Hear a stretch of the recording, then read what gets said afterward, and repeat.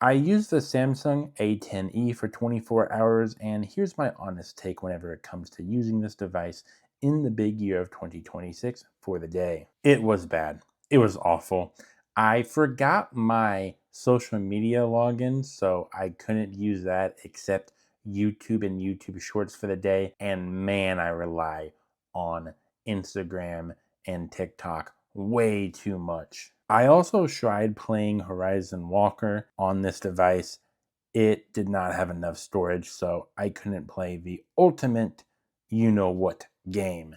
I also tried using ChatGPT on this, and I was able to do so for a little while. I actually had to delete this app because after I would say around 2 hours of using it, it decided to crash on me, and I had a lot of fun using this device with AI because this device was not meant to be used with AI at all because it does not have a lot of RAM. I think it has like 3 GB of RAM and it's like a DDR3 or DDR4 RAM. So the RAM is not up to date at all.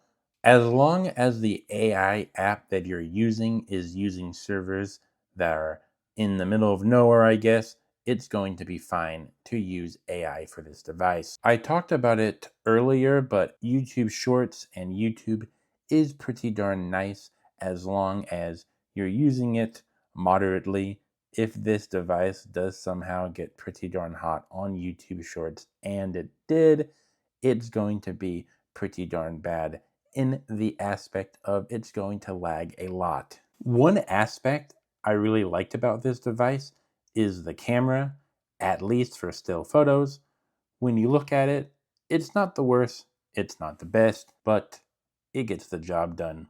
If you had to take a picture of anything, it's going to be around 10 to 13 megapixels of quality. So, like I said, not the best, not the worst, but passable.